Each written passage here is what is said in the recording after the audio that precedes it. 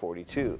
From the CBS 42 Washington Bureau, members of the National Guard in Washington, D.C. have started carrying weapons. President Donald Trump has deployed thousands of federal law enforcement officers and National Guard troops to the streets of D.C.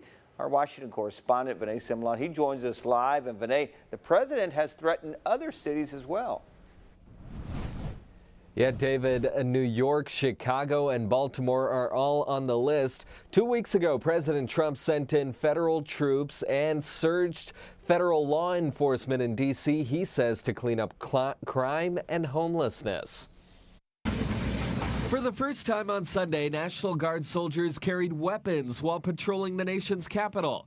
Associated Press photos show members of the South Carolina National Guard armed outside Union Station. There's just no substitute for having law enforcement visible and on the streets. The new task force in charge says force would be used only as a last resort. Not just getting the bad guys off the streets, but the deterrent effect it has as well. President Trump says he may surge federal troops in other Democrat-run cities across the country, including Baltimore, Maryland. Wes Moore is the state's governor. It's unconstitutional. It's a direct violation of the 10th Amendment. The president has also threatened to use federal law enforcement against those who criticize him on TV. The vice president to say, well, we should. After Chris Christie's appearance on ABC's This Week, President Trump says the Justice Department should reopen a criminal investigation into the closure of the George Washington Bridge in 2013, while Christie was the New Jersey governor. It's known as the Bridgegate scandal.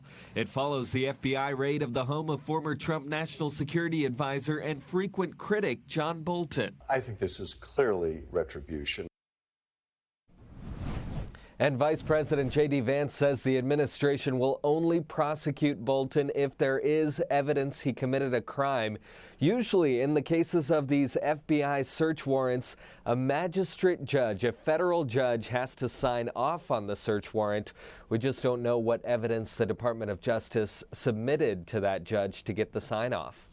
So, Vinay, it's not just the former National Security Advisor, John Bolton. Who else has the Trump administration threatened to investigate? Yeah, the Department of Justice has announced investigations into Senator Adam Schiff from California and Attorney General of New York Letitia James into mortgage fraud. Now, Schiff led the first impeachment of President Trump back during his first term, and Letitia James has announced a civil lawsuit against President Trump back in New York.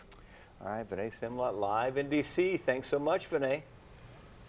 Developing this morning out of Jefferson County, the Department of Human Resources will implement a new transportation policy. This after the death of